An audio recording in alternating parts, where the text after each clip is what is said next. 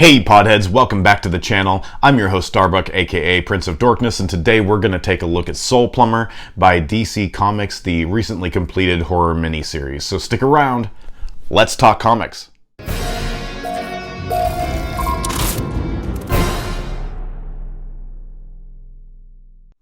Welcome back to the channel, podheads. I'm your host Starbuck, and today we're talking about Soul Plumber, the 6-part horror miniseries from DC Comics. So let's get right into it. The book was created by Parks, Zebrowski, Kissel, McCrae, Holden, and Spicer, with Holden and McCrae doing the bulk of the artwork in it. So let's talk a little bit about the artwork. I was not a fan of the art of this book for the first couple of issues. I'm not so sure that anything changed. Perhaps I just became more accustomed to it. But it does have that kind of Vertigo indie style of the late 1980s and so many other books that I've forgotten over the years. That being said, the artwork does convey, I think, exactly what the writer wants to convey. We do have very gritty and visceral moments in the book, being a horror book. So all around, I think that the artwork and the style definitely fit in with the vein of the book. Moving on to the story. So Parks' story in this book had me kind of going up and down.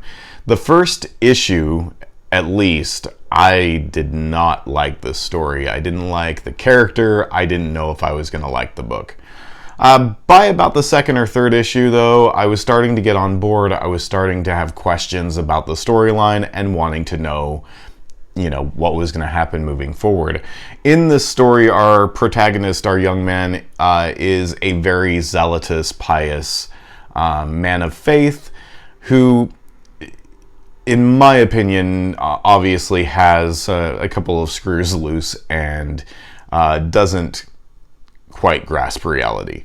That being said, he comes across several characters that help him in his religious journey to, save humanity.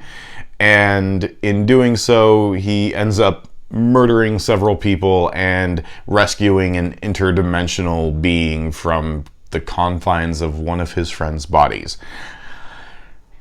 If you've got questions, just know that after reading the whole series, I have questions too.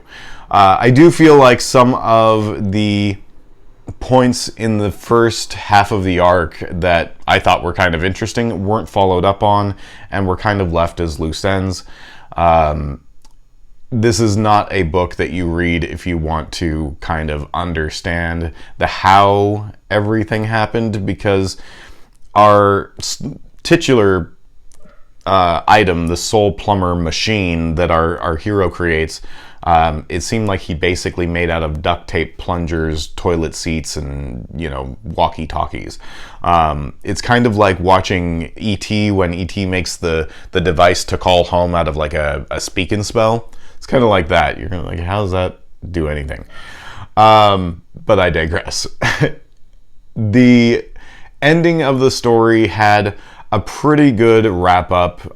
Kind of, finished everything on a very grand and spectacular note.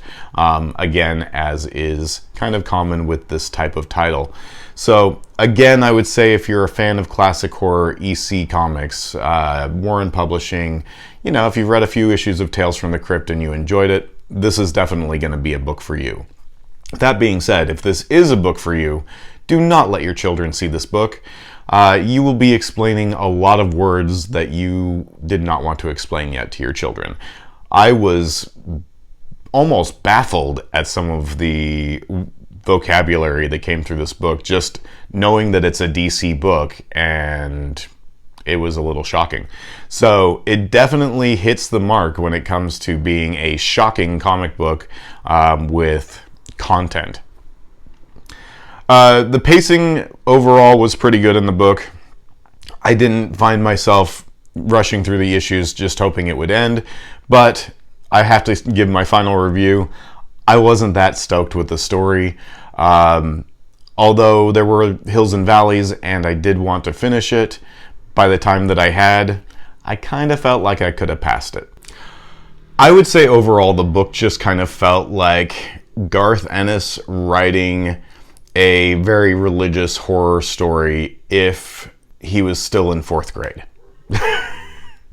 That may sound kind of cruel. I apologize, but it wasn't for me. That being said, I did find a very good musical pairing to go along with the book. If you're unfamiliar, the Ghoulies Soundtrack by Richard Band. I'm a big fan of Richard Band soundtracks. This record had fantastic music to go along with the Soul Plumber miniseries. Fits right in with kind of like the creepy, mystical feeling. So definitely check this out. I'm sure you can find it on Amazon or Apple Music. Again, this is the Ghoulies soundtrack from the 1980s film by Richard Band. Definitely recommend. Check it out while you're reading Soul Plumber. So that's my review for Soul Plumber, the 6-part horror miniseries from DC Comics. Go ahead and comment below. Make sure to hit that like button and subscribe if you haven't already. Thank you so much, Potheads. I appreciate you and I love you all. And remember, when all else fails, take a nap.